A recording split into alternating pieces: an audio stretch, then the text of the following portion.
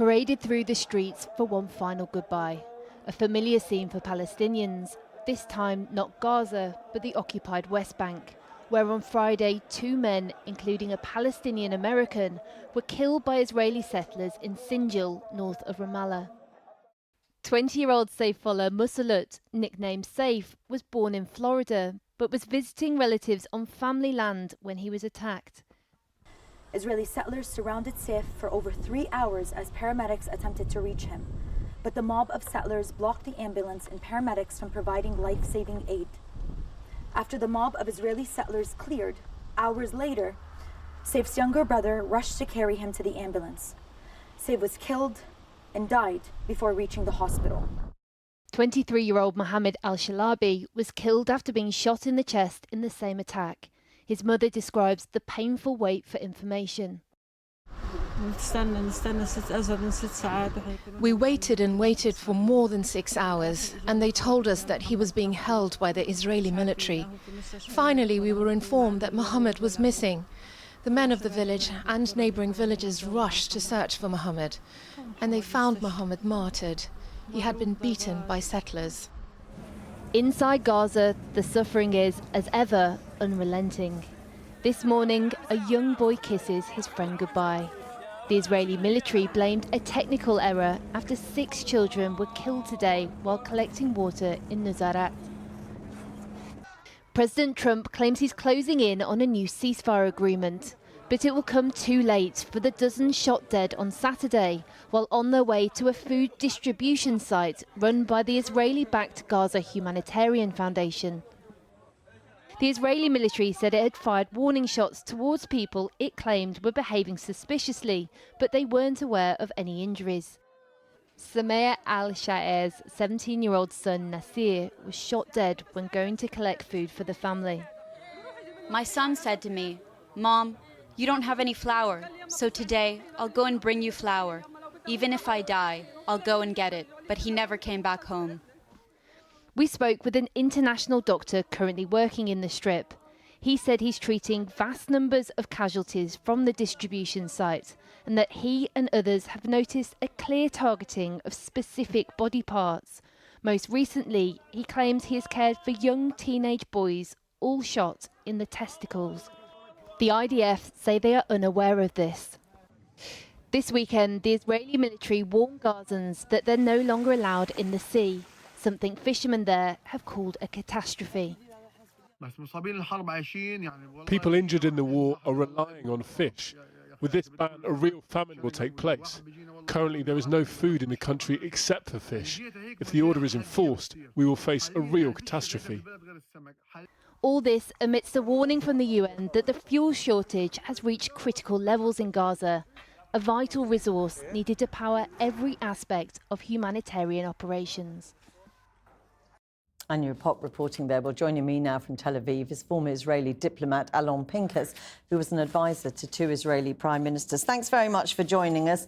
More desperate scenes every day coming out of Gaza. Children killed waiting for water today. The need for a ceasefire is clear. The talks currently ongoing. How likely are they to be successful? Oh, I wish I knew, Jackie, because a few days ago I was optimistic. Then I was cautiously optimistic. Then I was optimistic with a bunch of caveats and reservations. And now I don't know what to tell you, because this is a war that's been going on or prolonged for over a year beyond what was necessary, what was justifiable. And then there was a ceasefire in January that was violated in March by Israel, as a matter of fact. And now there's a ceasefire that there's absolutely no reason not to have unless someone doesn't want that ceasefire, which brings us to the main issue here, and that is that there are signs that the agreement as it is presented, we can go into that if we have time, Jackie, as it is presented is something that the Israeli government just does not want. The Prime Minister Netanyahu refuses and is reluctant to engage in. It doesn't make any sense if you accept some of the polling today on one of the major TV networks in Israel that suggests not only do 3/4 of Israelis want a deal, want a ceasefire, the hostages released, but 60% of Benjamin Netanyahu's own coalition voters want it. Why doesn't he, if that's what you're arguing? I am arguing this exactly. And in fact, these polls that you just accurately mentioned have been consistent for the better part of the last year, perhaps even more than a year. 75%, 74 to be statistically accurate, 74% of the Israeli public on average want the war to end. This goes back to mid-2024.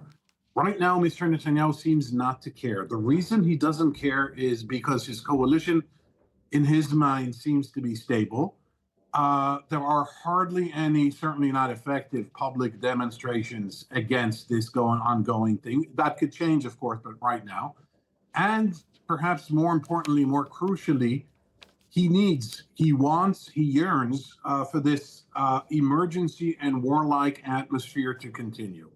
That is why he's perpetuating the war in Gaza. That is why he is hinting that there's another round, perhaps a third round even, of a war with Iran.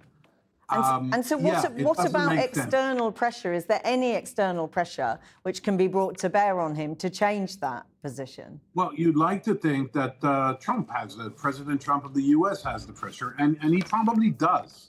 Because one phone call, I mean, there was this useless and exercise in futility of a visit that Netanyahu staged last week in Washington. That yielded and produced nothing.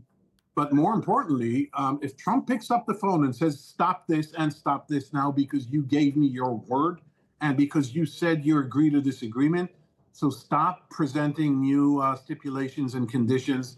Stop making all these excuses. Do it now. Then there will be a ceasefire. But apparently, Mr. Trump has not done that until now. And just very briefly, if you would, even if these talks are successful, might it be a ceasefire that would hold? Briefly, if you would. No. To be brief, Jackie, this deserves a different, another segment altogether. Even if there is a ceasefire, a 60-day partial hostage prisoner exchange release, the idea that this could endure 60 days and then last beyond that, wherein negotiations on a permanent ceasefire and Israeli withdrawal come to play, I'm very pessimistic about that. Just look at this plan that Israel is entertaining about a dystopian. So sorry, going to have to end it there. But Alon Pinkas, thanks very much for talking to us. Thank you.